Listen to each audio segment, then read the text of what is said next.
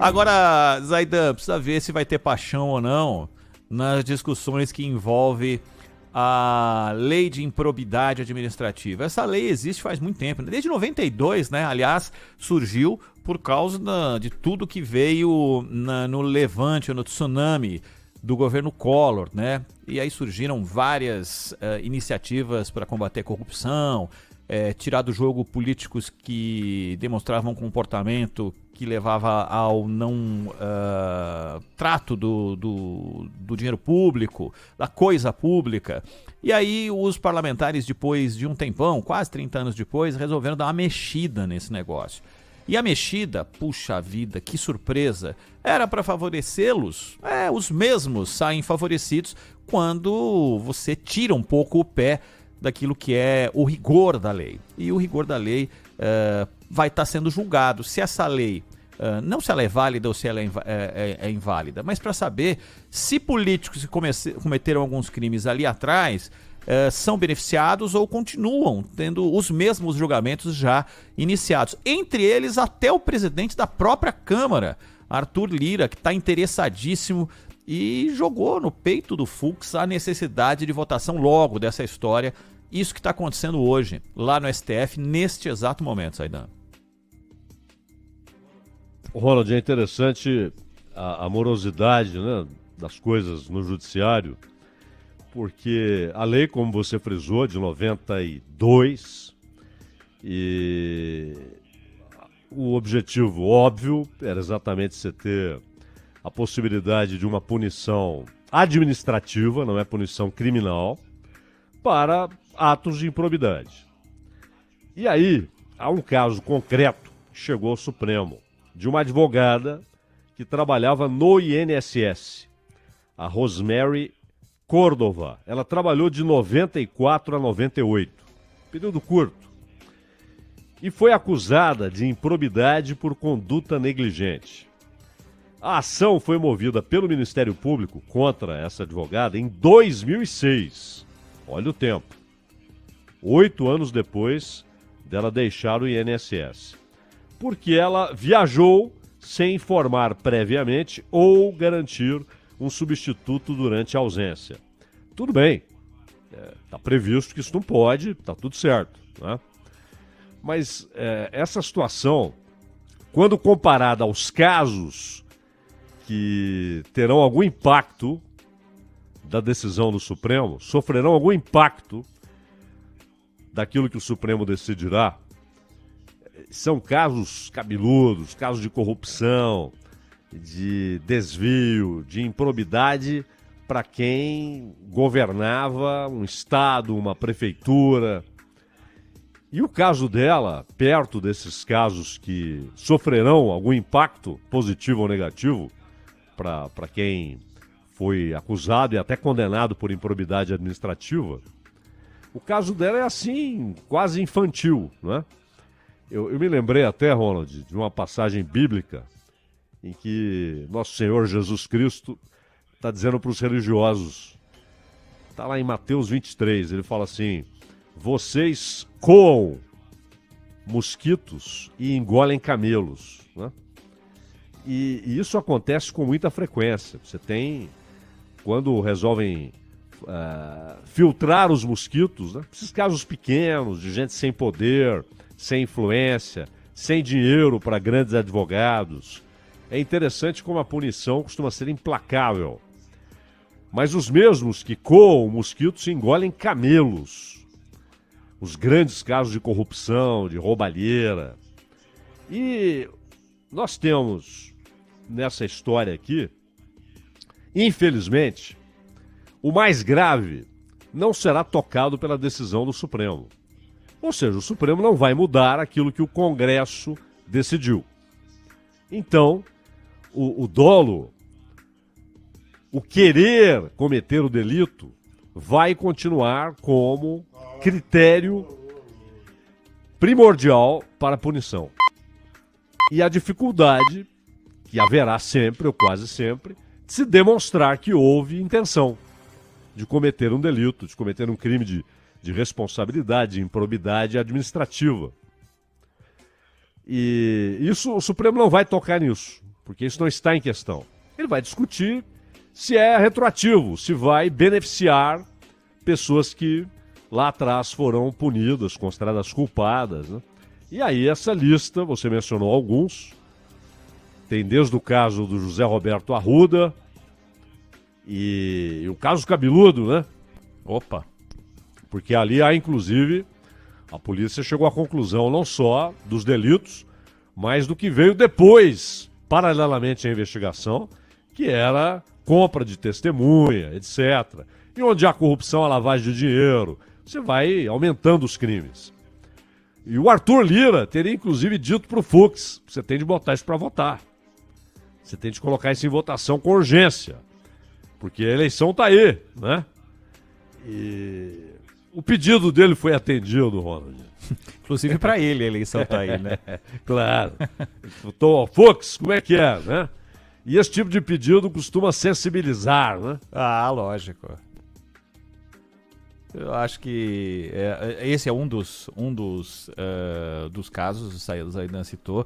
Tem o César Maia no Rio de Janeiro, né, Zaidan? Que aliás, a situação do pleito no Rio de Janeiro é uma das coisas mais confusas dos últimos tempos, mas o César Maia está lá e precisa dessa chancela do Supremo para poder tocar adiante a candidatura como vice, né? E ele será se candidatar a vice-governador. E entre outros, que entre os menores e os maiores, esses os com mais repercussão e que causariam algum movimento no pleito caso não estivessem possibilitados de disputá-lo.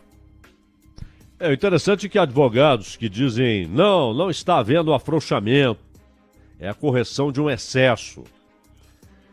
Mas espera lá, quando você determina que é preciso provar a intenção, é óbvio que haverá uma redução gigantesca dos casos que de fato vão desembocar numa punição. Porque há situações em que o dolo, a intenção de cometer o delito, sabe, aquilo é subjetivo, você não tem como demonstrar, a não ser que haja uma confissão, né? Ou você tem ali uma prova cabal do sujeito dizendo vamos fazer tal coisa, né? Olha, tá aqui o dinheiro daquela ação ilícita. É muito difícil. Ô Zaidan, o fato do Aras ter dito que era pela não extensão para esses outros casos, significa algo para essa votação ou não? Bom, eu acho que é uma posição técnica, né? Não imagino aqui uma intenção de beneficiar ou prejudicar quem quer que seja. Até porque Aras é visto como aliado do Planalto e Arthur Lira, de certa forma, é parte fundamental hoje do Planalto. Embora não seja ministro, ele e seu companheiro, amigo Ciro Nogueira, que é ministro, são os caras fundamentais hoje para o governo federal. Eu acho que é uma decisão técnica. Agora, a posição dele não vai influenciar voto nenhum, né? Não vai. É aquele negócio protocolar. A Procuradoria precisa se manifestar. Se manifestou. Mas não vai mudar. Ninguém vai ler ali. Porque, inclusive, é bom lembrar, né? Você tem as exposições das duas partes. Daqueles que são contrários ao benefício retroativo e os que são favoráveis. Eles expõem lá o seu rol de ideias e de argumentos. Dificilmente isso muda alguma coisa. Os caras, quando vão para uma decisão dessa, já estão com o voto decidido, preparado e escrito, né? Inclusive, principalmente o Alexandre de Moraes. O voto dele, sim. Eu acho se pudesse que pode nem até... ia, deixava o voto já pronto, Zaidan? Quem? O Alexandre de Moraes, se pudesse, nem ia, já deixava só o nem voto pronto. iria, já mandava ali uma cópia, né, para os colegas e tal. Mas é interessante isso, porque o voto do relator e o voto divergente, quando há voto divergente, eles viram referência para vários casos posteriores, né? Várias e várias vezes nós temos a citação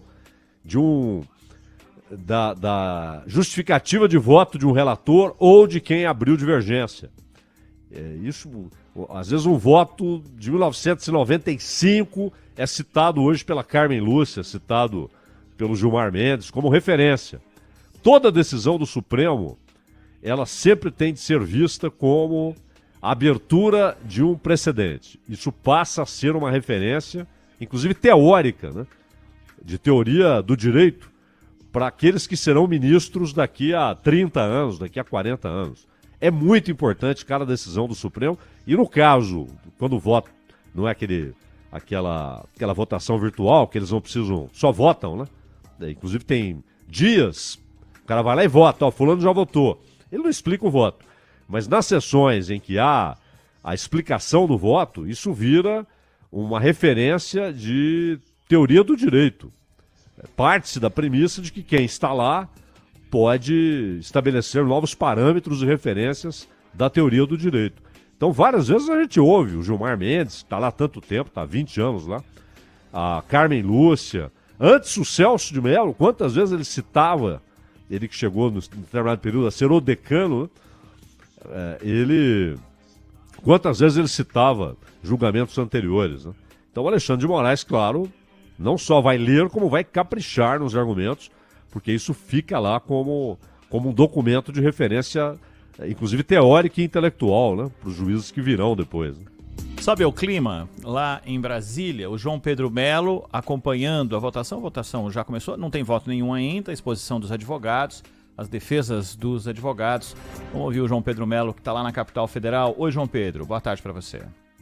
Oi, Ronald. Oi, Zaidan. Muito boa tarde para vocês, boa tarde para todo mundo que nos acompanha. Pois é, a gente está de olho aqui no Supremo Tribunal Federal, que começou agora há pouquinho a sessão de hoje e vai analisar as mudanças aprovadas e sancionadas na Lei de Improbidade Administrativa. Esse é um dos julgamentos mais aguardados dessa retomada dos trabalhos no STF, já que um dos assuntos que está envolvido nessa questão é a possibilidade de aplicação retroativa dessa lei, ou seja, para casos anteriores à sanção que foi feita em 2021. Essa matéria tem relatoria do ministro Alexandre de Moraes e será analisado um processo que servirá de base para todos os outros, cabendo inclusive a todas as outras instâncias. Bom, essa questão pode beneficiar outros dois ex-governadores aqui do Distrito Federal com relação a esse tema. Um deles, Agnello Queiroz, que foi governador até 2014, e outro, José Roberto Arruda, que foi governador até 2009 do Distrito Federal. Essa lei serve para tipificar condutas corruptas praticadas por servidores da administração pública que causem danos a instituições e também ao governo. Nas alterações que foram feitas no ano passado, há itens como a comprovação da intenção do agente em cometer o ato para que as penas sejam aplicadas, além da diminuição do prazo para que o Estado processe a pessoa que cometeu esse ato. Então, nesse momento, a sessão está em andamento, tendência de que seja um julgamento muito longo hoje por aqui. Eu volto com vocês, Aidan e também Ronald. Mas ser longo não significa que se resolve hoje, né? Porque também tem limite, não vai acontecer. Provavelmente deve esticar essa sessão. E se hoje é quarta e não acabar, fica imprevisível quando isso pode ser encerrado, né, Zaidan? Isso aí é uma coisa sem previsibilidade ainda. Eu acho que o mais importante é, primeiro, que a mudança está feita. E pelo caminho natural, democrático. O Congresso mudou, ele tem esse direito, mudar uma lei, óbvio, pode mudar até a Constituição, tendo votos suficientes para isso. E o presidente sancionou, então, seguiu o caminho legal das coisas. Então, ainda que o Supremo decida que não haverá benefício retroativo, o problema está consolidado. A partir de agora, será mais difícil punição nesse tipo de caso. E o problema, Ronald, é que isso se insere num ambiente que é hoje muito mais tolerante com a corrupção. E a tolerância, ela é fundamental para aquela ideia de impunidade, né? Quantas e quantas vezes ouvimos, lemos, o Brasil é o país da impunidade, os poderosos não são punidos, os grandes crimes de corrupção não são punidos, graça à impunidade. E, lamentavelmente, isso é repetido, virou um chavão, porque é realidade, isso é real. Há no Brasil, de fato, um clima, um ambiente que estimula a corrupção. Claro que ninguém se corrompe por causa disso. Ou é corrompido ou corrompe por causa disso. Porque se o sujeito é honesto, não interessa se há impunidade, se há um ambiente favorável, ele não vai nem corromper, nem admitir ser corrompido. Não tem essa de a ocasião fez o ladrão. Não. Agora, aqueles que são desonestos, se encontram um ambiente desfavorável, onde a punição é muito provável, eles vão pensar 1000 vezes. Se encontra um ambiente favorável, se encontra um ambiente conivente, onde a possibilidade, a perspectiva de punição é pequena, e se houver punição não será lá grande coisa, ou seja, talvez ele chegue à conclusão que o crime vai compensar, não tenha dúvida.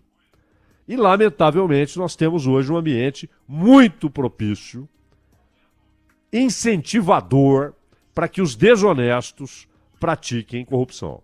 Não é que o sujeito é honesto e aí a ocasião faz com que ele se torne desonesto. Não. Honestidade, até porque não tem muito honesto, pouco honesto, meio honesto. Ou é honesto ou não é. Não é? Que, aliás, não é uma qualidade. É quase uma situação natural, uma obrigação.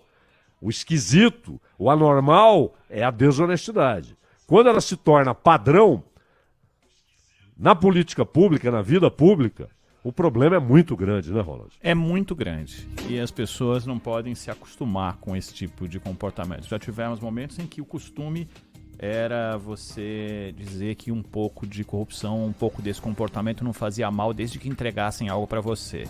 Esse tempo já passou. É necessário ter esse... É a mínima consciência que o cidadão pode ter.